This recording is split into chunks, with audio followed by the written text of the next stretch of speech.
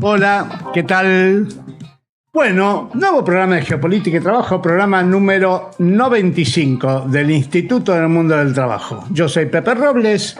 Hoy no está Rubén Cortina, mi compañero y amigo y co-conductor del programa, está en Chile, haciendo relaciones sindicales internacionales. Lo tenemos, ya no es un invitado.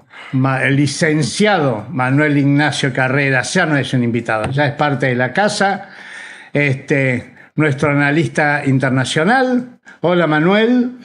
Un gusto, Pepe. Gracias por la nueva invitación, por supuesto.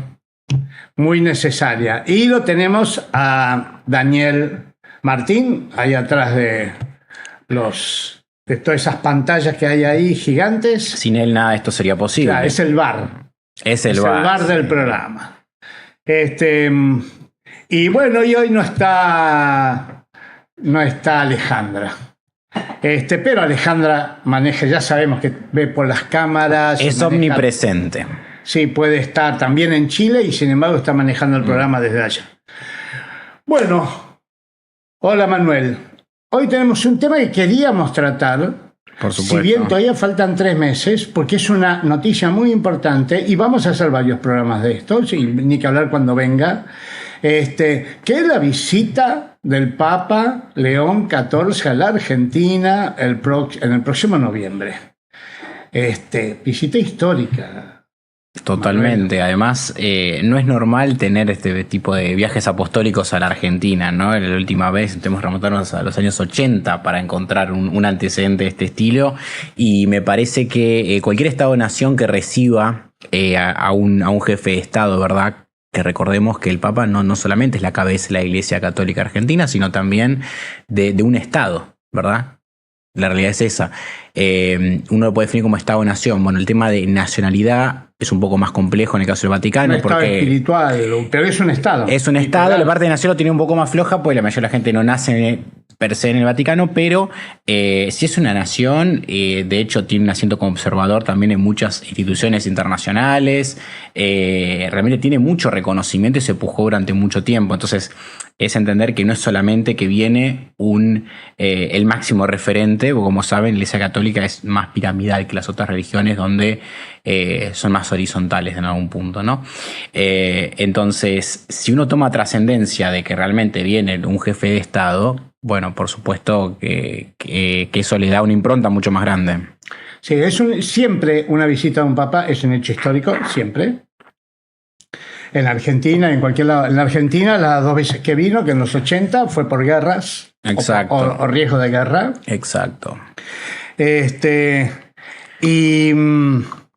De hecho, en esa época Juan Pablo también va a los 2 países, ¿no? Como para no quedar mal con ninguno. O sea, es estratégico, es si voy a uno, voy al otro. Ahí está la geopolítica, la diplomacia, vamos a hablar de esas Totalmente. cosas. Imagínate en un conflicto bélico tan importante como tuvo la República Argentina, que en la historia reciente es el más importante, un jefe de Estado en el ámbito del catolicismo no iba a alguno de los países y hubiese sido un escándalo diplomáticamente, hubiese sido un error a mi criterio. Las 2 guerras de la dictadura tuvo una guerra y estuvo a minutos de una guerra con Chile fratricida, lo que hubiera sido una guerra con Chile, imagínate. Sí. No soy experto en defensa, Pepe, pero según algunos analistas que habré leído en su momento, ya hace mucho tiempo, decían que Chile estaba un poco más preparado que nosotros en ese enfrentamiento. ¿Preparado o preparado? Hubiéramos matado chilenos y chilenas y el ejército chileno hubiera matado argentinos y argentinas. Totalmente. Eso te lleva a rencores que pueden durar a veces siglos. Mirá lo que está pasando.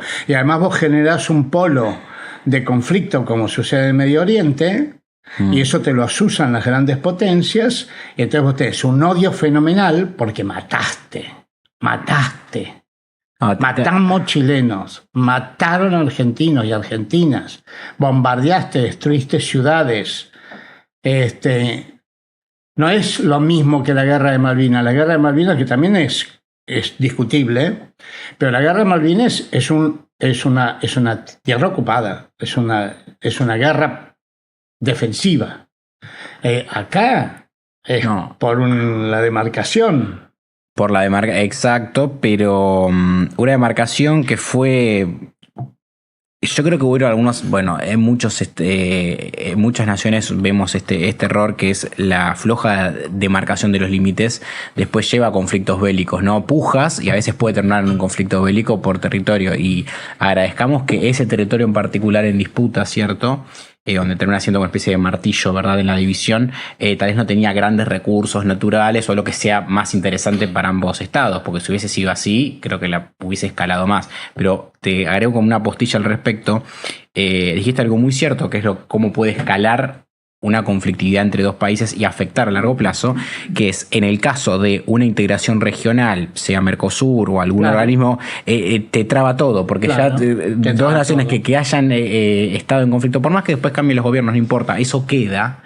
Y después ya es muy difícil reconciliar. Y la alianza de Chile con Argentina, si bien estamos yendo un poquito de tema, la alianza de Chile con Argentina, que es histórica también, sí. No nos olvidemos que San Martín es liberador o coliberador de Chile junto con O'Higgins, es una alianza también muy geopolíticamente estratégica, porque Argentina está sobre el Atlántico y Chile está sobre el Pacífico. Los dos somos el fin del mundo. Sí.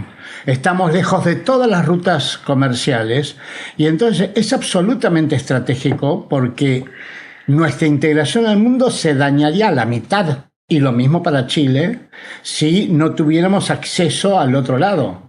Entonces no es cualquier alianza, es... el famoso ABC. El famoso el ABC también. El famoso ABC de Perón. Que no es el único que lo pensaba, si él lo explicó. Claro. Había muchas personas que, por no sé, en ese momento veían a Brasil y Chile como aliados muy importantes en la región. Pero bueno, para no desviarnos tanto, porque es cierto que el tema era otro. Así que bueno, el último papa que vino por guerras. Y este papa está viniendo ahora en noviembre. Ahí tenemos ahí tenemos un mapita, mira. Va a Uruguay primero, va a la Argentina, después va a Perú al final.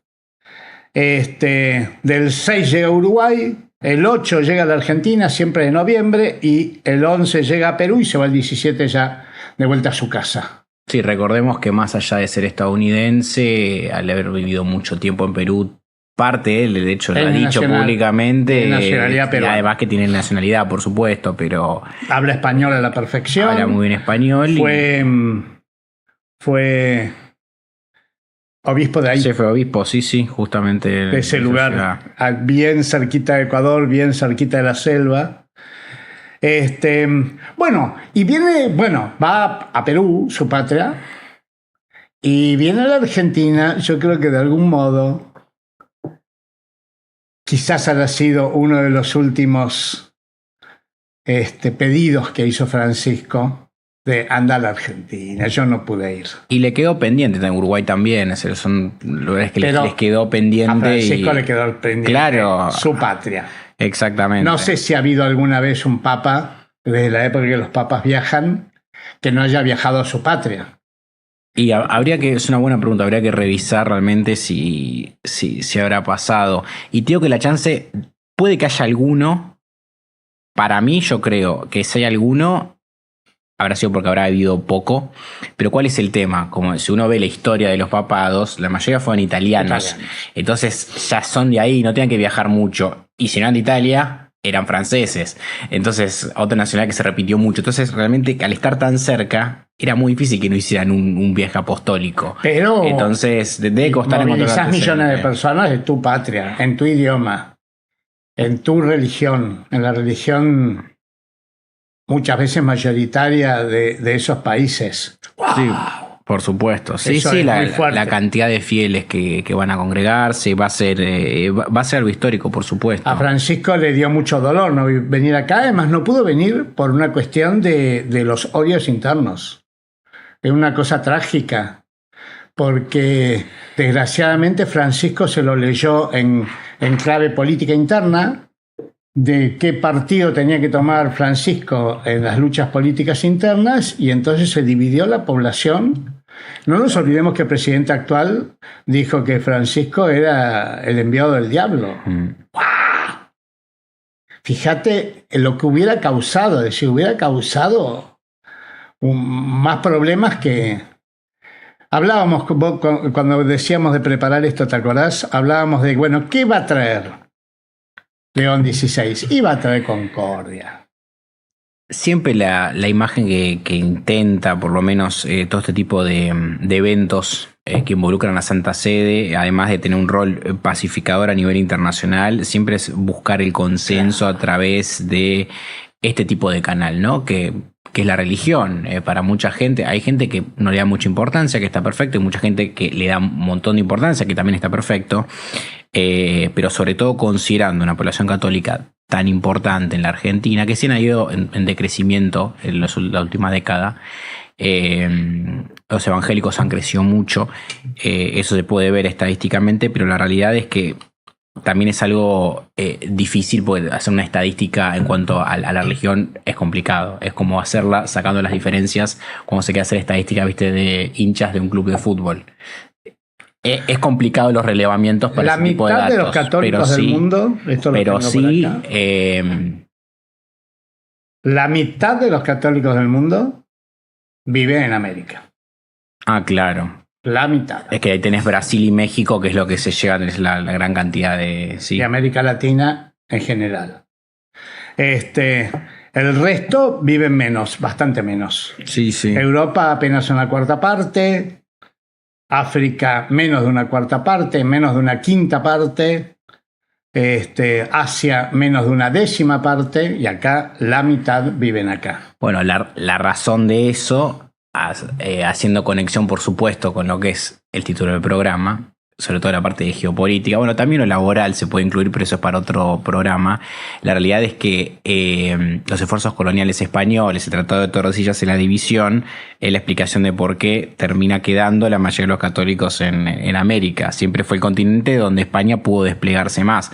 En África le costó mucho más porque justamente entra después en juego.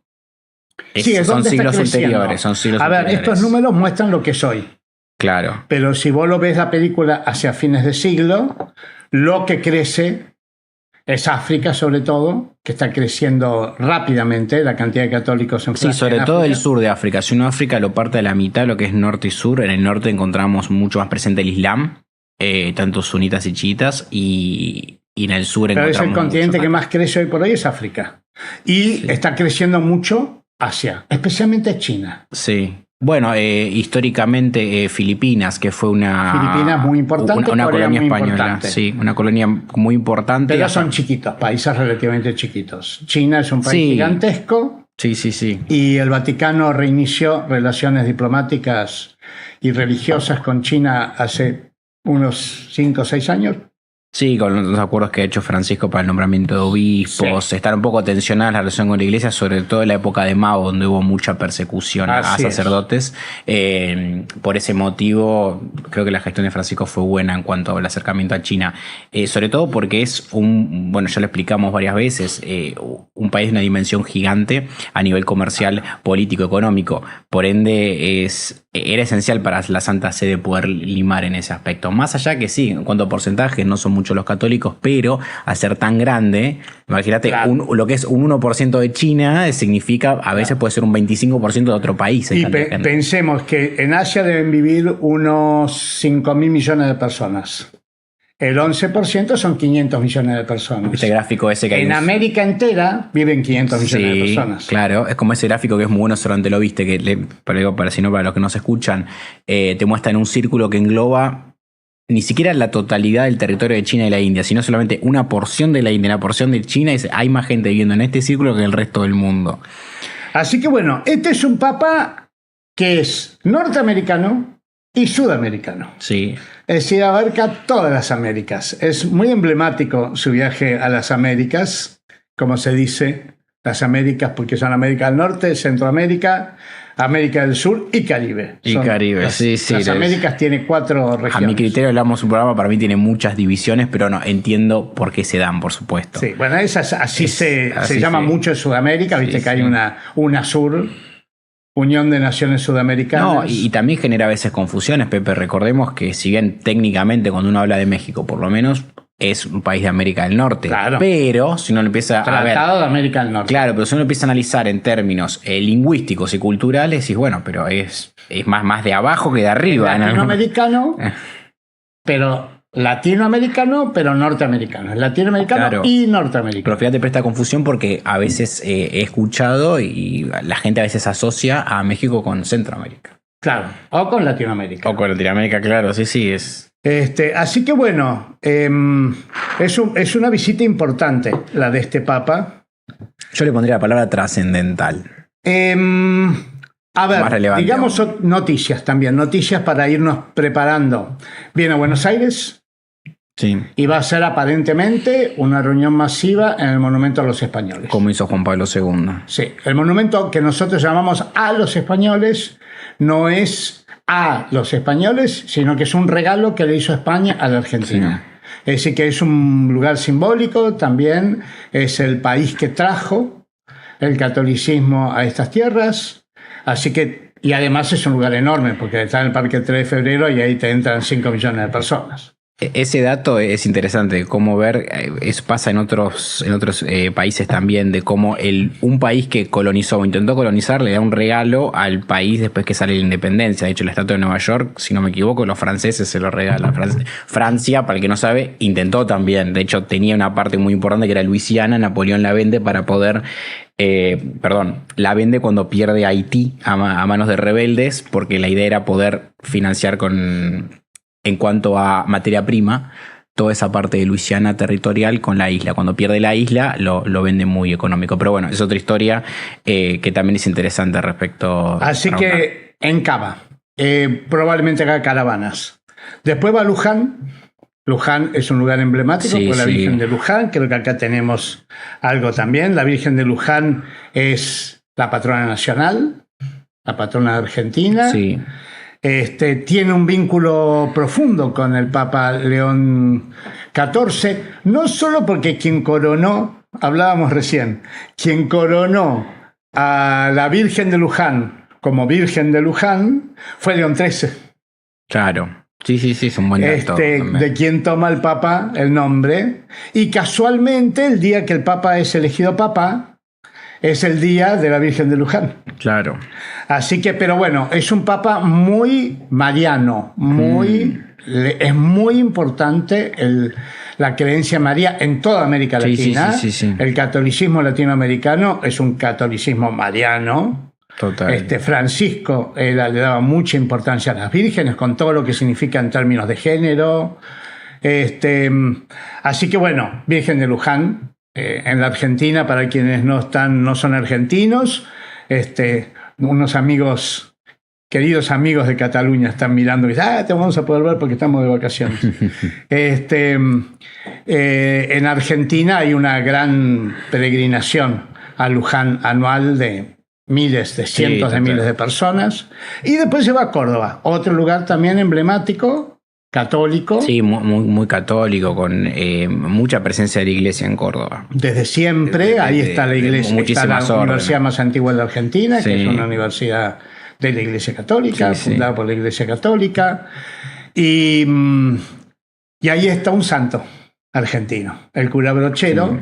Así que estaba viendo ahí que en el acto que van a hacer en Córdoba, que va a ser en Fadea, que es la fábrica de aviones, el terreno de la fábrica de aviones, van a llevar este Jesús se llama Jesús de Brochero, que es un Jesús que mandó a hacer el cura Brochero y le pide al escultor que tenga rasgos argentinos.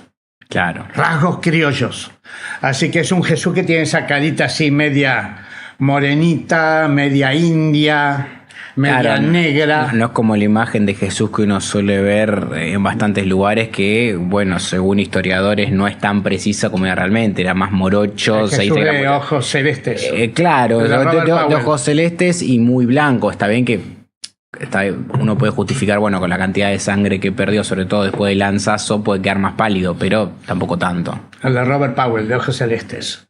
Claro. Es decir, un Jesús vikingo. Y el de... bueno, o el de la película de Mel Gibson, ¿no? Claro, bueno, otro. Jesús de ojos celestes. Es gracioso porque a veces se quejan de que haya, no sé, un personaje que podría haber sido blanco, se quejan de que la sirenita no puede haber sido negra. Pero Jesús puede tener ojos celestes. Ahí a nadie le choca. Claro, bueno. Lo que es el poderío de una cultura ultra blanca y ultra clara y ultra rubia. Y es lo que vende, en realidad. Se guían por eso. Si el día de mañana vende algo diferente, se inclinarían por una opción distinta. Y yo creo que está esa idea de que, viste, Cleopatra era negra. Pero la hizo Elizabeth Taylor, que más blanca que Elizabeth Taylor, difícil, y tenía ojos violetas. Cleopatra... Y a nadie le pareció raro que una negra fuera representada por una blanca. No. Todo el mundo cree que era blanca. Cleopatra muy criticada, tal vez por las historias de amoríos que tuvo, ¿no? Pero en realidad es que era muy astuta, decían los historiadores, Cleopatra realmente. Bueno, César también fue muy criticado por los amoríos que tuvo. Para negociar, bueno, pero digo más que nada por el rol de mujer, ¿no? En ese contexto, difícil, pero... Y además era complicado manejar, me parece, un imperio como el egipcio. Sí, pero de ahí a decir que era norteamericana. Ah, no, eso no, por supuesto. Británica. Noruega. No, yo creo que cumplió un buen rol en lo que son alianzas estratégicas. Es como hacer a Luther King que lo represente un blanco. Bueno, raro. Una vez pasó hace poco, viste que salió una película hace unos años de las hermanas Williams. Will Smith, el actor, hacía el papel del padre de las hermanas Williams. Sí. Y lo criticaban porque claro, y lo criticaban porque no era suficientemente negro. Como no era tan negro como, bueno. Pero es negro. Sí, pero querían que sea más negro. Porque originalmente el padre de las hermanas... Pero Elizabeth Taylor no es negra. No hay forma de verla negra. Blanca teta era. Y ojos violetas. Difícil confundirla con una africana. Y bueno, como digo, yo opino que es según lo que sea más comercial. No me hacen la respuesta en muchos de esos casos. A lo que convenga, lo que público acate. O lo que público acate. Comercial blanco. Porque si es negro no es comercial. No, y a veces se lo intenta como imponer, o no sé si imponer, pero a veces uno ve cierta diversidad en películas, en series, y a veces uno entiende si es realmente que lo hacen porque conviene comercialmente, que es lo lógico, o porque también buscan cierta diversidad para tener un público distinto. No, yo creo que el tema de la diversidad... Es como un balance. Yo creo que es el tema de la diversidad, porque, a ver, eso lo dice Darín. Darín no se fue a trabajar al cine norteamericano porque siempre le ofrecían papeles de narcotraficante. Eso lo cuenta en una anécdota muy buena con Fantino. Y a ver, explica. El Papa es latinoamericano y no es narcotraficante. No es que 400 millones de latinoamericanos son narcotraficantes. También hay médicos, también hay científicos, también hay expertos en la NASA, navegantes. De hecho, la película que le ofrecen era Hombre en Llamas, terminó siendo muy buena película con Denzel Washington actuando de principal. Y sí, Darín cuenta que lo rechazó porque le molestaba eso, el narco. Bueno, igual eso lo hablamos en un programa, Pepe, pasa también con los villanos de las películas. Uno puede ver la película de James Bond. ¿Los villanos tienen que ser negros? O depende de la época. Posibles latinos. En época de Guerra Fría era un ruso. No blancos. Después, no blancos. Bueno, lo que hacen los rusos sí. Cuando el malo era el ruso sí aplicaba. Claro, pero ruso. Tiene que hablar así. Claro. Tiene que hablar de una forma mala. Y después del 11 de septiembre... Si es malo, tiene que hablar, no puede hablar en inglés. Tiene que hablar mal el inglés. Y después del 11 de septiembre, ahí empezamos a ver, yo se lo cuento en las clases a los chicos, a los alumnos, donde se ve que generalmente tiene rasgos diferentes, ¿no? Tal vez más árabes. Y bueno, es el tema de buscar un enemigo, cuando en realidad los enemigos son múltiples, va más allá de la raza o la etnia. Realmente. Sí, pero está claro que la dominación, lo que se llamó dominación occidental, está muy vinculada a lo blanco. De hecho, cuando vos hoy pensás en el racismo es básicamente negros que se consideran superiores a los blancos. Incluso se habla supremacía blanca, todavía hoy, El Ku Klux Klan hablaba de supremacía blanca. Bueno, a la inversa no lo puede ver. A mí me gusta siempre analizar esto, Pepe, en cuanto a los Juegos Olímpicos. Yo creo que existe una superioridad, pero negra sobre blanca, en deporte de resistencia. Se ha estudiado, generalmente maratonistas, No, pero cómo no negro. pueden soportar... Pero no negro, etíope. Ah, bueno, No nos sí. olvidemos que los etíopes no son los únicos negros del mundo. No, por supuesto. Etíope, Bueno, no norteamericanos. Claro, por supuesto. Norteamericanos negros son pésimos maratonistas. No, generalmente de orígenes africanos. Ni siquiera de orígenes africanos. Etíope. O Kenia. ¿Viste? Fue la maratón Sí, lo Buenos ganó, Aires sí, otro sí. día. La ganaron 3 africanos. Impresionante. Sí, sí. Y el que ganó fue un etíope. No, además lo que han estudiado es cómo pueden mantener, obviamente no soy deportólogo por supuesto, pero cómo pueden mantener ese ritmo constante mayor tiempo. Pero no es de por otra el persona. color de la piel o por el tono de la piel. No, es un tema muscular Es- y de resistencia. Es que un tema pueden- nacional. Es un tema de esa nación. Como Jamaica genera velocistas, Jamaica y en general las islas del Caribe generan velocistas, uno tras otro. El que en los Juegos Olímpicos sale primero un jamaiquino, segundo un jamaiquino, tercero un jamaiquino. Sí, de hecho el récord de Bolt todavía no lo pudieron superar. Claro. No es por el tono de piel, sino por ser jamaiquino. Claro, O sí, por sí. ser etíope, en este caso. Hay naciones, los coreanos tiran muy bien arco y flecha. Yo creo que igual para esa mezcla para un poco de genética hay, para mí, sumado obviamente ya un tema cultural e histórico, ¿no? En Genética cuanto a- puede haber, pero no color de piel. Claro, no no es por sería color de internamente. Porque vos te fuiste a Colombia y ya no lo tenés. Aunque tengan los mismos píxeles en la piel. Claro. Hay mucho que tiene mucho que ver con la nacionalidad. Lo ves en el tenis, lo ves en el rugby, lo ves en... la nacionalidad tiene mucho que ver con el deporte. Por supuesto que sí, pero y también el tema del color de piel lo puedes ver en algunos deportes, como unos tienen más predominancia de un color y el otro. Eso es muy, muy marcado también cuando uno analiza cada deporte. Es impresionante también ver esa diferencia. Sí. Por ejemplo, en natación, ¿Qué? hay más blancos en natación, por ejemplo. Sí, pero no tiene que ver con el color de piel, ¿eh? Yo creo que... No es que el color de piel es... Porque además sería medio... No, yo esa medio- mezcla de la ¿qué nacionalidad... ¿Qué razón puede haber para que vos nades mejor en el agua porque tu color es más claro?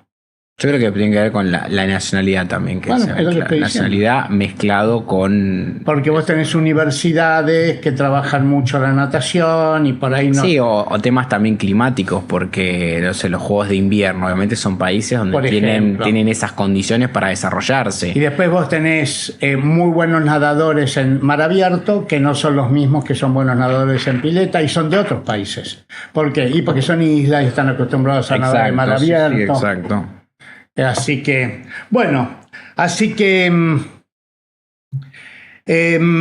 queríamos hablar un poco del Papa. Sí.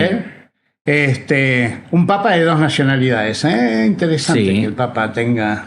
Un Papa norteamericano, un Papa estadounidense, nació en Chicago Sí. y nacionalizado católico y habla inglés a la perfección, obviamente. Se llama Robert. Sí. Bob, se le dirán. Sí, generalmente le dicen Bob. Y peruano. Y peruano. Latinoamericano y norteamericano. Sí. No es nada menor. La nacionalidad del Papa no es nada menor. Porque una cosa que no dijimos, la Iglesia Católica es el corazón de Occidente. Es el alma de Occidente. El Occidente es la cristiandad. El Occidente Sí. empezó por oposición a Oriente, que era Occidente, cristiandad, Sí. Oriente, Islam. Obviamente, no todo el Oriente es Islam. No, es por medio supuesto. absurdo. Y África no está al Oriente, está al sur. Sí, todo de acuerdo a lo que uno considera Oriente, porque en su momento lo que Uruguay era banda oriental, porque era Oriente La próximo. cristiandad y el Sí. Oriente de la cristiandad en Europa, Sí, sí, sí, y el es- Oriente de la cristiandad. Estaba el Imperio Romano de Oriente y el Imperio Romano de Occidente. Claro, todo depende de que si estás de un lado o del otro, llamas oriental o occidental. Esos dos imperios romanos. Y por supuesto, Occidente, el corazón de Occidente es la cristiandad. Entonces, wow, un papa, es un papa occidental, como todos los papas. Sí. Hasta ahora.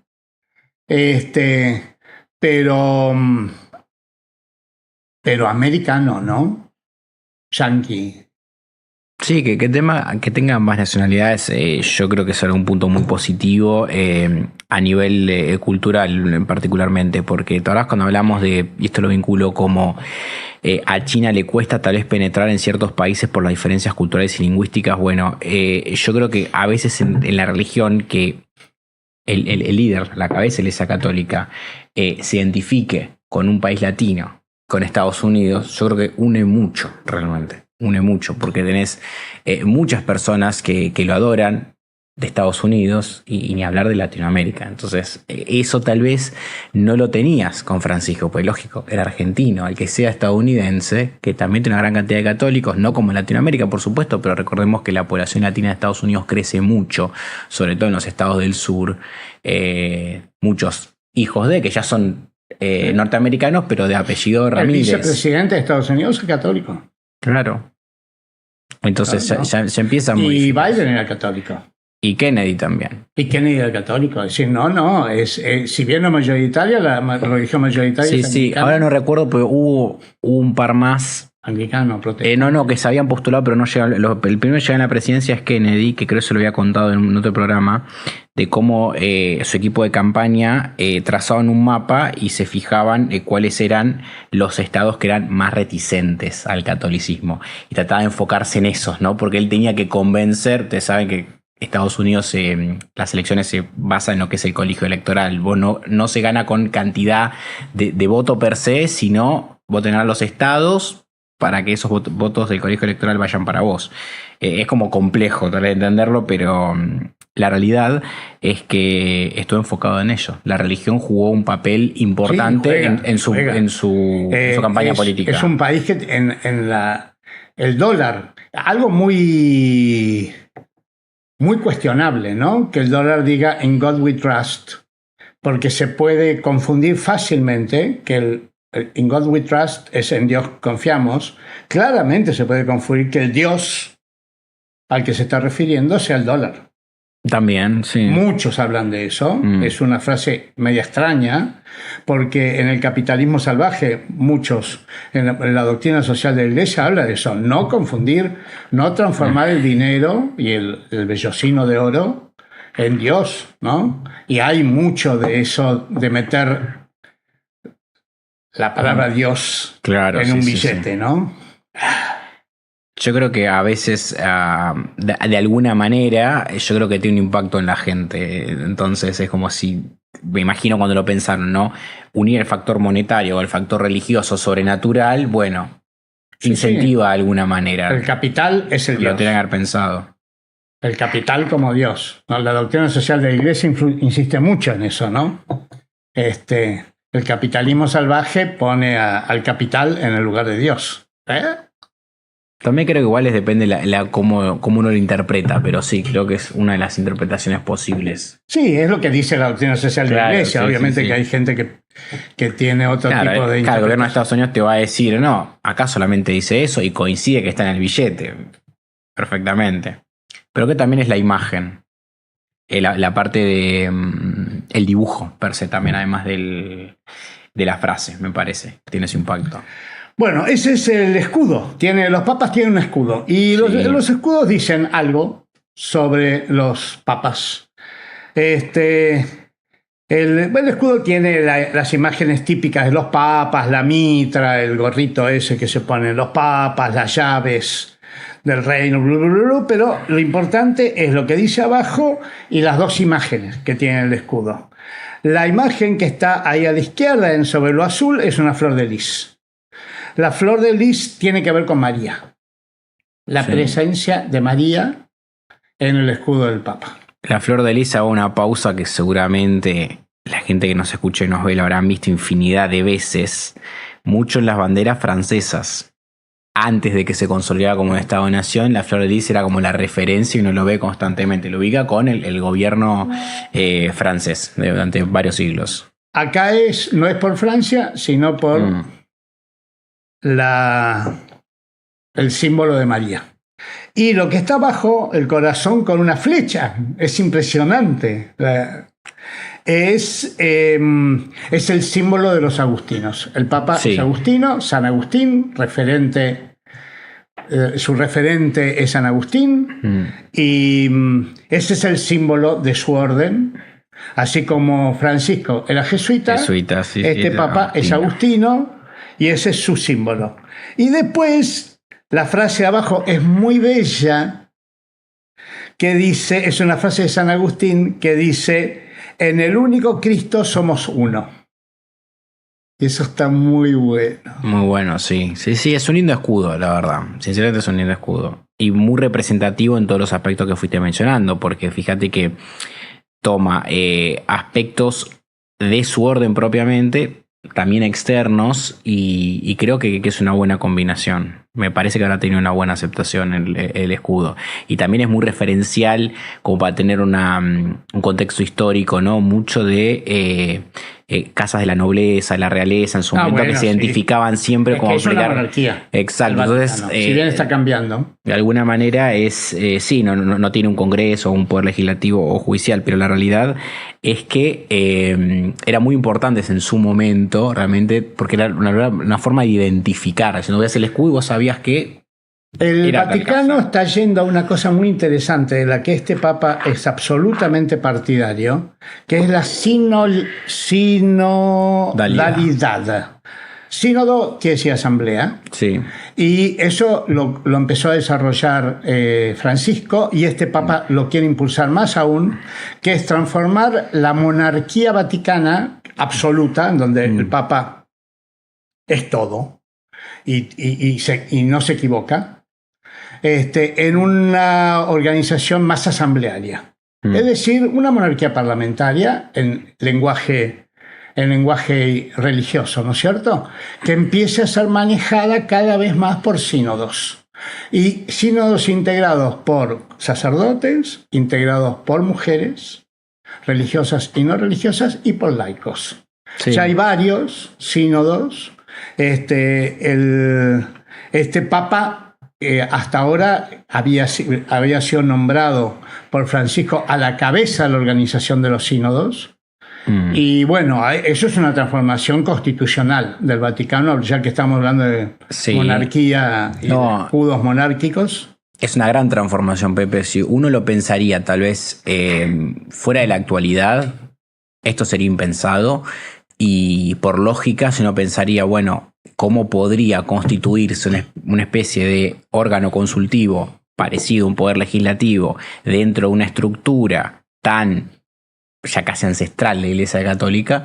Sería que los mismos cardenales sean ellos. Pero ¿qué pasa? Te faltan otras patas. Es como que se critica en muchos países que los miembros en el Congreso que dicen hace falta un trabajador, hace falta, bueno, un poco lo que vendría a replicar es tener una pluralidad de voces. Sí, eso es lo que busca. Claro, pero hacerlo más amplia. Pero yo creo que esto tal vez se les exagero por 50 años.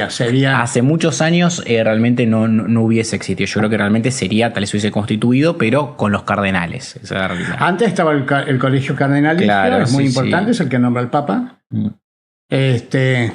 Pero esto lo baja mucho, y lo baja hasta los laicos. Sí. Entonces, y hay, no sé si viste este famoso sínodo 2021-24, empezó con sínodos locales, después nacionales, después regionales, después mundial. Es decir, un cambio constitucional del sistema del Vaticano, que es por una iglesia sinodal. Muy interesante. Así que, bueno,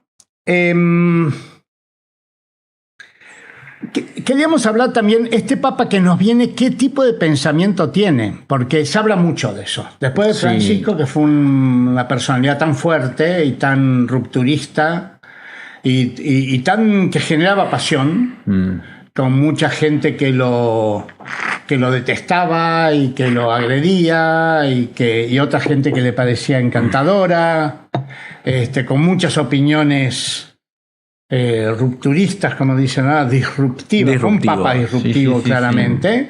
Fue el papa que terminó con la pedofilia, no sé si se puede decir, creo que nos van a bajar el programa.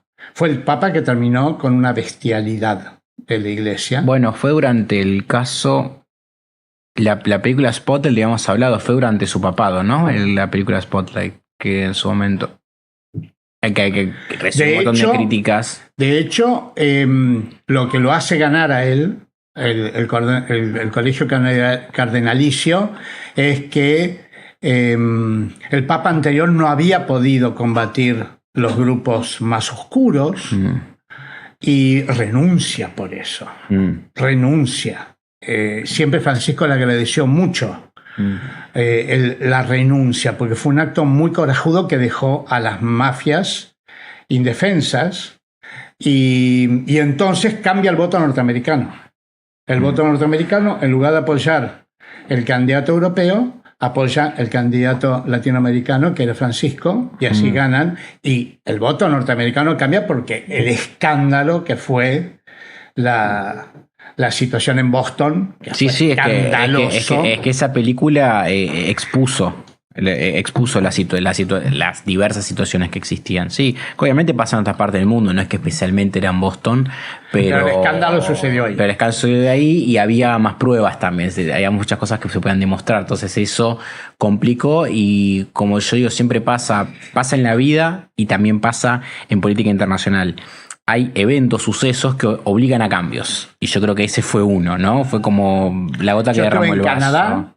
En Canadá el escándalo fue de tal magnitud que los perjudicados terminaron embargando a la iglesia y las iglesias, a mí me tocó ir a una de las iglesias, ya no era una iglesia, era una biblioteca popular, porque se le habían sacado a la iglesia por los escándalos. Es una cosa inaceptable. No, y además lo que tiene es que creo que en varios papados, por supuesto que lo tenían en cuenta y trataban de tomar cartas en el asunto, de que es algo que termina manchando toda la iglesia en general, claro. Realmente. ¿Viste?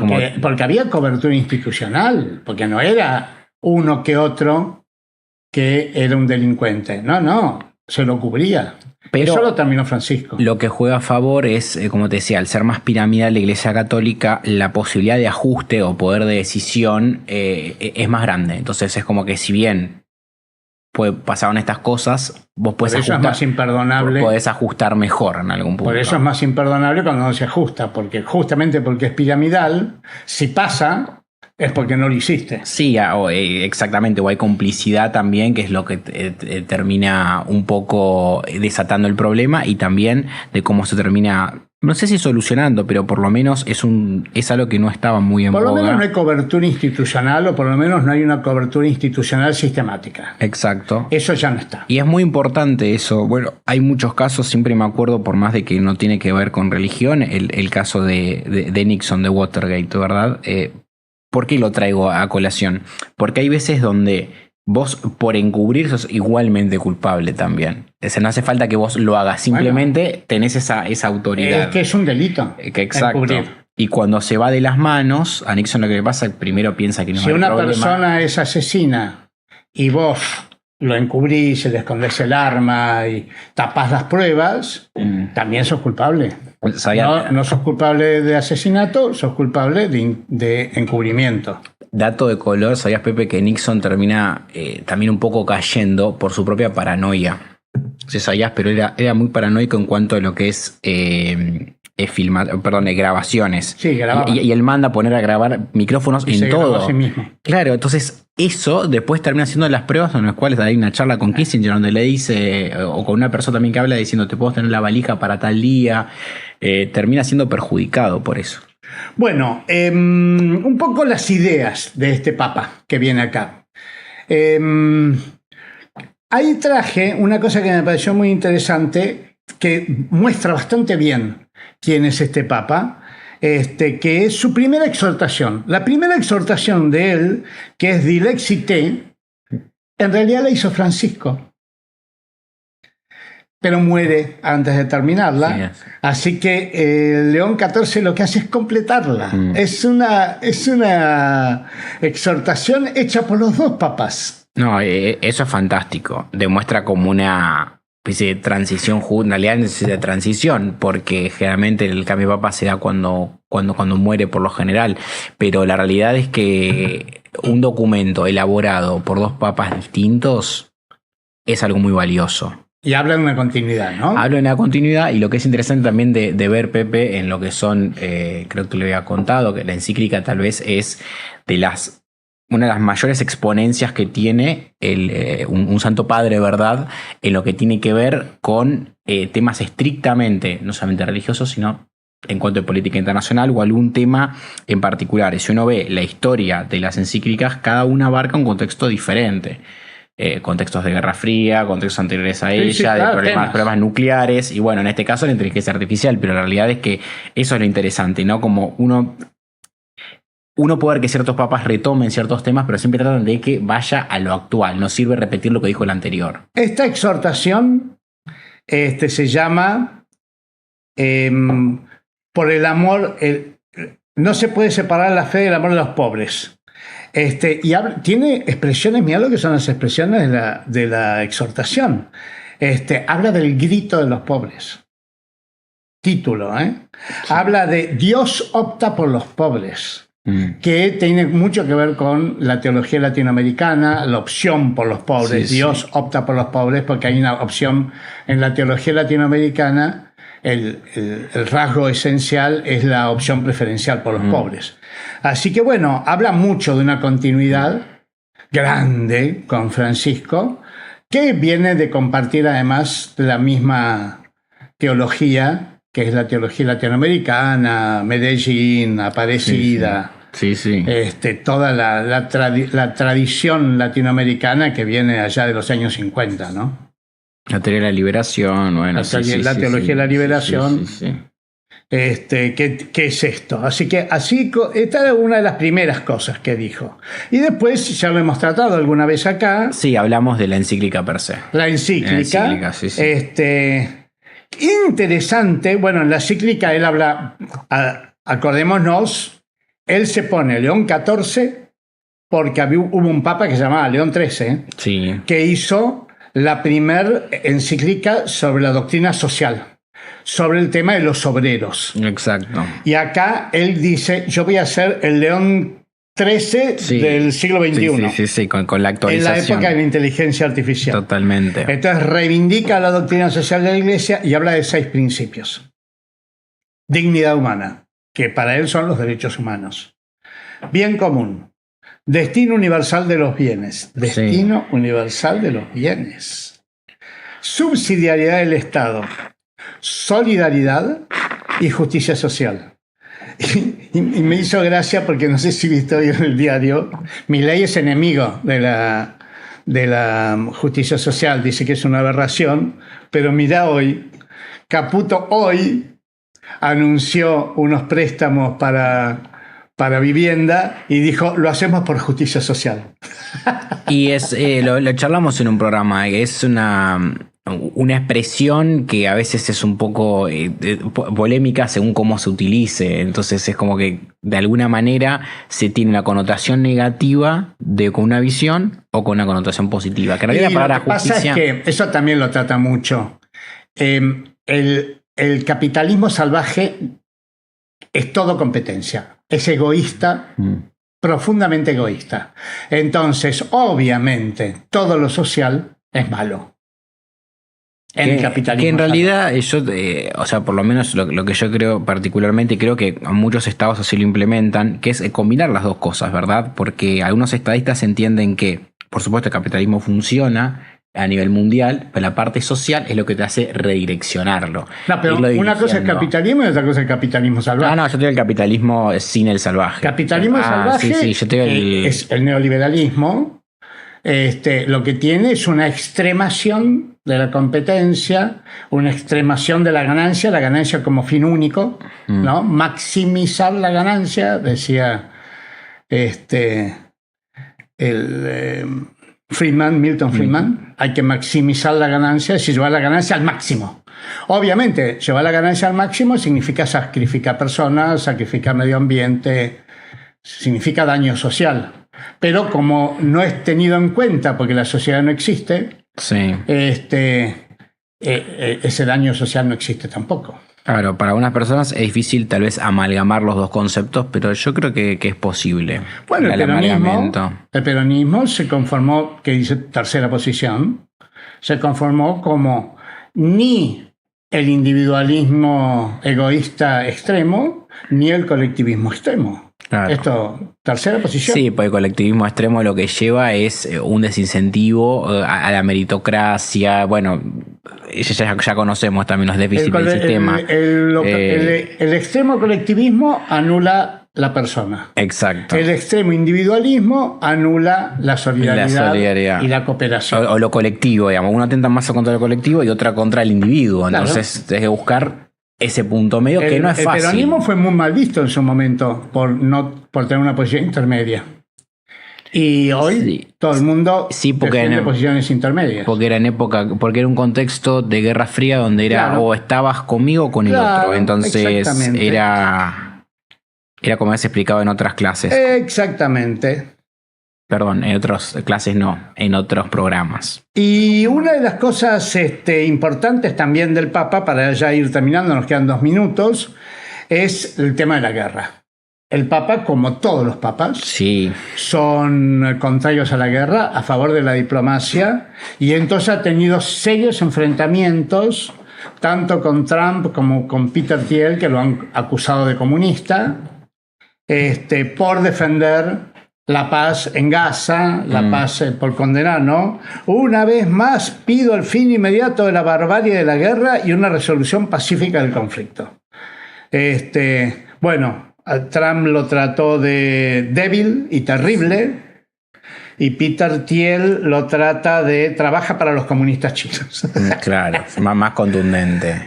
Pero el Papa le contesta a Thiel con una frase del Señor de los Anillos que dice: no nos atañe a nosotros dominar las mareas del mundo, dice. Sí, creo que Leo. Tenemos que arreglar los problemas de acá y hacer que la gente esté mejor. Claro. Así que bueno, la guerra y la paz es uno de los grandes temas, no solo de León XIV, sino de Francisco también. Sí, como postilla final, decir que generalmente la Santa Sede siempre ha intentado tener ese rol mediador, a veces con más éxito que en otras situaciones, por supuesto, pero es algo que uno puede ver marcado en lo que es la historia de la Iglesia y también actualmente. Sí, en esta época el propio León XIV dice: la guerra vuelve a estar de moda. Dice, claro. Y ahí tenemos que tomar conciencia de eso porque es peligrosísimo esto que se haya abandonado la diplomacia y la multilateralidad y que vuelva a estar la guerra tan presente, claro. Porque la guerra escala. Totalmente. La guerra escala. Bueno, Manuel, seguiremos este hilo perfecto leonino hasta noviembre cada tanto, así que seguiremos viéndolo. Y nosotros seguiremos con otro programa el miércoles que viene. Siempre lo subimos a las redes. Den un like por ahí, que siempre ayuda.